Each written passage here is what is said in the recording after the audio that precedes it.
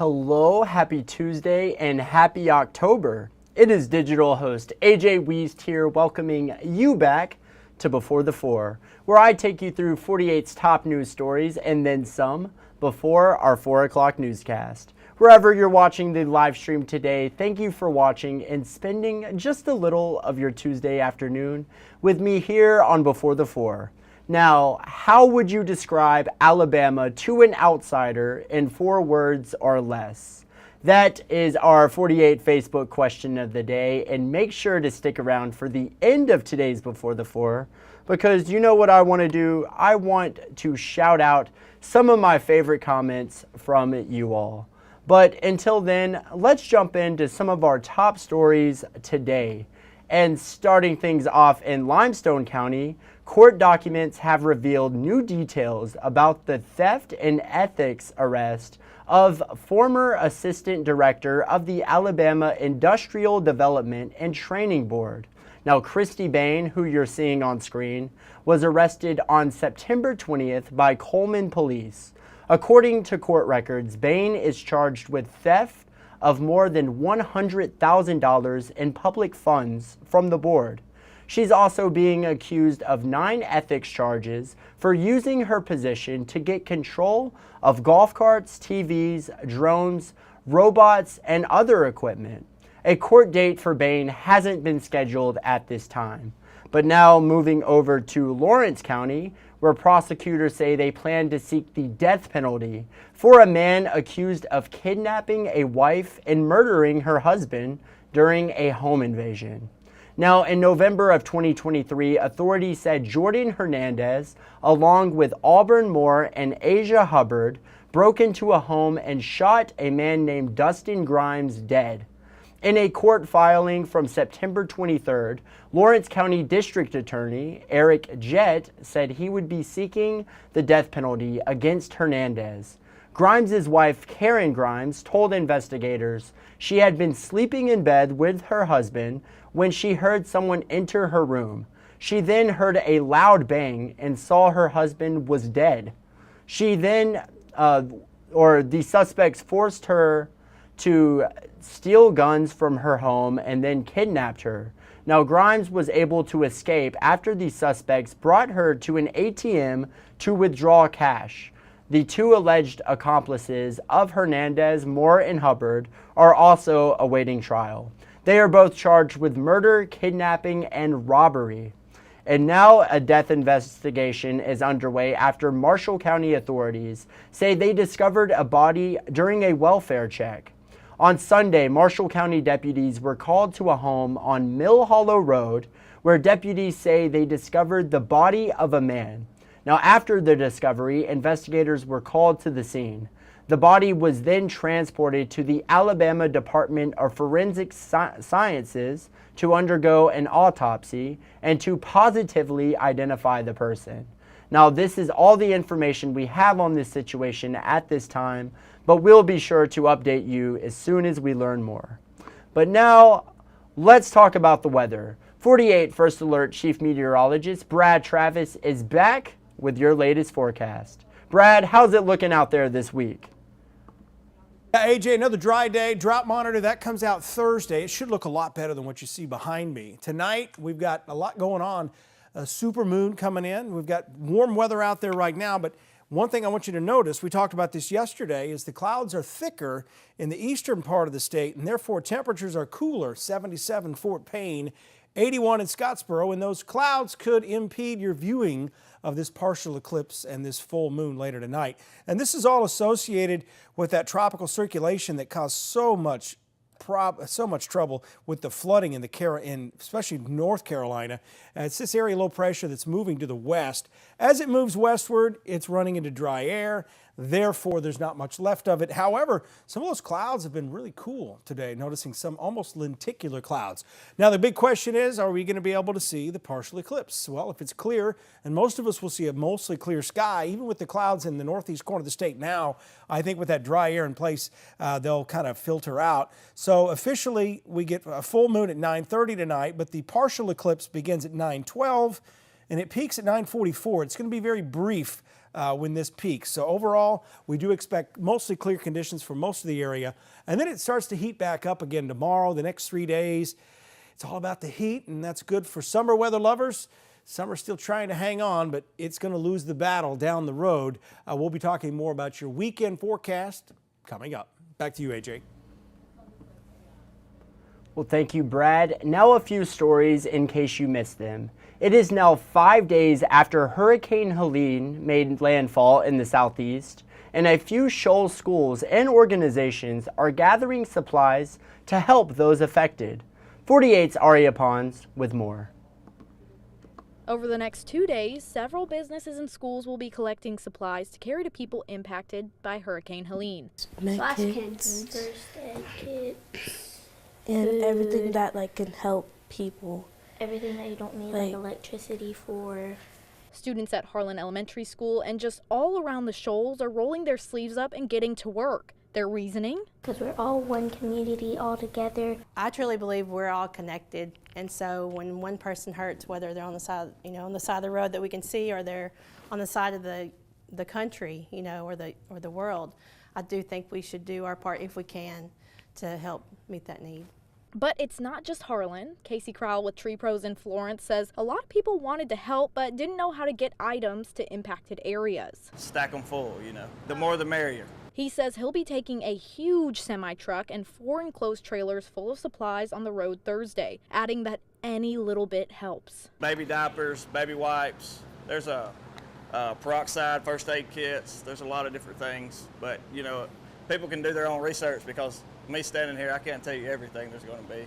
So I think that in the days to come, we'll have a better idea of the things that we do not have. Harlan's counselor Amanda Green says that drives like this also act as a teaching tool to show students that anyone can help no matter where you come from. Well, I don't want these kids just to get the words. I want them to see the words and then do the action too. So I think this is a great way for us to participate and help someone else. Well, thank you, Aria. And now in Henniger, where 48 Savannah Sapp was yesterday, reporting on a new industrial grant in the area. Savannah Sapp with the details. Thousands of dollars in state funds set to be poured into this site in Henniger's Industrial Park. City leaders alongside state officials accepted a grant of over $475,000, courtesy of the state of Alabama's SEEDS program for industrial development.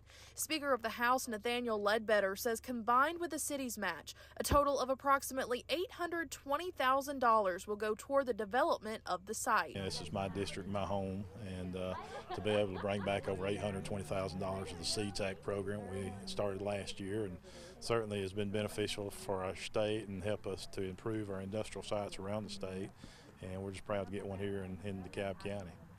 Mayor Lee Davis says this is a game changer for the city as he expects more businesses and industries to move into the area. Our hopes is it'll be beneficial as far as attracting industry to our area. Of course, we're in a rural area, so it's proven difficult to attract good industry. But Davis also says the most important benefit of this development will be the jobs it will create for Henniger residents. He says now workers won't have to travel far for a decent job. That'll be huge for us. When people's working here, then their money kind of stays here, and that helps. Not only us, DeKalb County as a whole. Thanks, Savannah. And in Huntsville, where South Star Music Festival organizers are still working to clean up from this weekend's music festival. 48's Callie Neese also spoke with festival goers yesterday, and take a listen to what they had to say about the inaugural event. At a blast, and I would definitely get tickets when they come back next year. This was the inaugural year for South Star Music Festival here in Huntsville, but due to constant rain from Hurricane Helene, the festival was shut down early because of the park's conditions. It wasn't safe. The ground conditions were horrible. I was seeing people slipping. It was getting, progressively cooler, and it was just wet. The park is full of mud. City leaders say sod will be replaced once the stages and concert infrastructure has been removed. It was kind of muddy to start with, and it got progressively muddier as the day went on. But overall, we had a fantastic time. The acts were really great. I was thrilled that Tom Morello came. Well, now in national politics. Former President Trump visits Georgia after the deadly storm as Vice President Harris receives FEMA briefing, all ahead of tonight's vice presidential debate. NBC's Peter Alexander has details. Ahead of tonight's vice presidential debate, it's the hurricane recovery effort that's front and center. Vice President Harris at FEMA headquarters after canceling campaign events out west, promising to help the storm's victims no matter how long it takes. I plan to be on the ground as soon as possible, but as soon as possible without disrupting any emergency response operations. Former President Trump arriving in Georgia with the Christian humanitarian relief organization Samaritan's Purse, trying to make a political issue out of the federal government's response. They're not being responsive. The federal government is not being responsive. The former president falsely claiming President Biden had refused to get on the phone with elected officials like Georgia's Republican Governor Brian Kemp. Both the White House and Kemp say the two leaders spoke the night before. He just said, hey, what do you need? He offered that if there's other things we need, just to call him directly, which I appreciate that. A furious President Biden says Trump is making things up. He's lying, and the governor told him he was lying. I don't care about what he says about me. I care what he communicates to the people that are in need. It comes as Trump and Harris's running mates, J.D. Vance and Tim Walz, are gearing up for their first and only debate in perhaps the biggest make-or-break moment of their political careers. Walz wrapping up debate prep in Michigan, first-term Senator Vance arriving in New York Monday. And though Trump has refused Vice President Harris's invitation for another presidential debate, saying overnight he could be open to more. I would love to have 2 or 3 more debates. I like it. I enjoy it. But they're so rigged and so stacked. Well, thank you, Peter. Now another story. Jimmy Carter has accomplished something no other former U.S. president has. He notched a 100th birthday.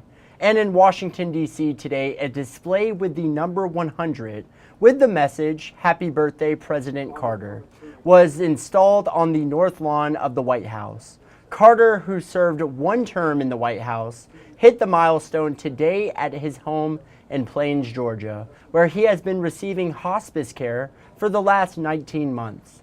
The proud Democrat, who has grown increasingly weaker in the recent months, has told relatives he wants to hang out until October 15th, when early voting begins in Georgia, so he can cast his ballot in the 2024 presidential election. A former peanut farmer and Navy veteran, Carter has lived nearly 6 years longer than any other age-defying former president. George H.W. Bush, a Republican who was 94 when he died on November 30th, 2018.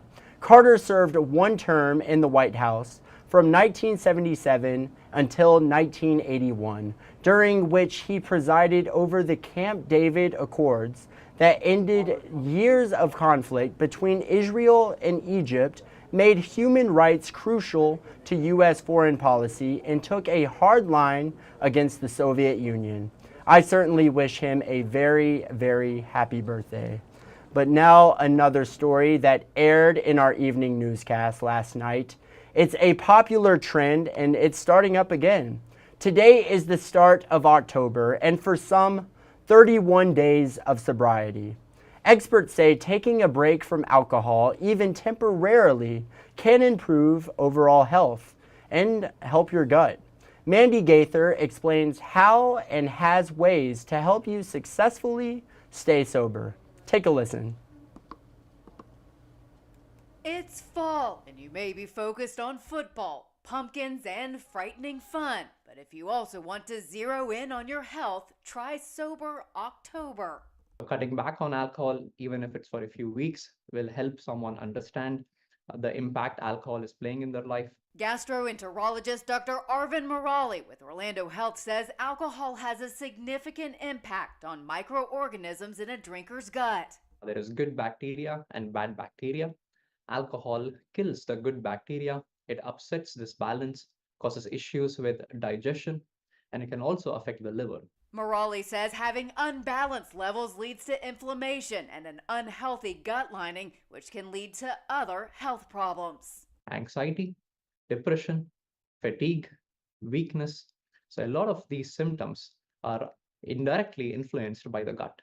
He says taking even a short break from alcohol can restore that balance and help improve sleep, energy levels, and reduces risk of certain cancers. Even low amounts of alcohol increases the risk of cancer. To have a successful Sober October, Morali says to get support from family and friends. Let them know this is important to you. Turn to an alternative, whether that's a mocktail, water, or a smoothie. And find hobbies or physical activities that can help you stay engaged without the temptation of alcohol. For Health Minute, I'm Mandy Gaither. Well, thank you, Mandy. Now, a sad day in the sports world yesterday as both a basketball legend and a baseball legend passed away. NBA Hall of Famer Dikembe Mutombo, along with baseball legend Pete Rose, both sadly passed away yesterday. And last night, fans gathered at the Pete Rose statue outside of the Great American Ballpark in Cincinnati to remember the Charlie Hustle. Lindsey Stone has more. It's always sad when heroes from your past pass on, but also a thrill as well. I'm lucky to have lived in a time when he lived, so a little mixture of both. Baseball fans grieving the loss of one of the sport's greatest players. Dozens showing up to Great American Ballpark, leaving roses for Rose. I mean, how could you beat the Pete Rose slide? I mean, you have a slide named after you. That says something, and like I said, as kids, we would imitate him all the time. So. Some fans we spoke to say Pete Rose didn't just change the game, he changed Cincinnati, sharing his love of baseball with a community he adored. My dad and I, we didn't agree on music, we didn't agree on movies, we didn't agree on TV shows, we didn't agree on much of everything, but Pete Rose was, you know, he was the one thing that my grandfather and my father and I all had in common, and it's just, he's phenomenal. Rose earning the nickname Charlie Hustle for his dedication to the game and tenacious spirit. That's how longtime fan Sean Snyder says he'll be remembered. 4,192 hits, and then he said, you know what, that's not enough. I broke your record, I'll raise you 1,200. And he did. Thank you, Lindsay. Now, if you're looking for something to do this weekend in Huntsville, and you're certainly a fan of laughing, head on out to Levity Live to catch Chris Kattan in action this weekend. Earlier today, I got the chance to speak with the comedian and actor for 48 Now and take a listen to what he had to say about this weekend's performance in Huntsville. Take a listen. What would you say, Chris, you enjoy the most about the live aspect of comedy? Well, I do love doing it live. I mean, I did it live on Saturday Night Live for years, and there's a real energy that really that you can't explain. That's really strong, and that happens when you do stand-up. You're obviously performing in front of a live audience, and my favorite part of doing stand-up is doing crowd work and improvising sometimes. So that's what I enjoy the most. So when you come this weekend to the show, you'll notice that there's a lot of connection between the audience and me. So that's what I like the most. Absolutely. Is that how long would you say it took you to master like the skill of improv? Oh, I don't think I'll ever master it. There's so many people that are so much better at it than I am. You know, I do it pretty well, but I'm not like a master at it, that's for sure. It took me a long time, you know. I'm still learning. You know, you're always learning until you pass away, really. No matter how much you already think you know. But I think improv is the way to create and to write and to come up with ideas, and it's the best way to do it, I think. Yes, sir. And you mentioned Saturday Night Live. Earlier in your career, you spent many years working on SNL. Talk about that experience for a bit. How did you first get that gig? Any notable memories from the early years? Anything like that? Well, at the ground, if it weren't for the Groundlings, I would never been seen and spotted to try out for Saturday Night Live. So I was given that opportunity, and Saturday Night Live were some of the best years of my life for sure. It was, you know, I was very fortunate for Lorne Michaels to choose me and to, encourage me to come up with ideas and write new characters and get me on air.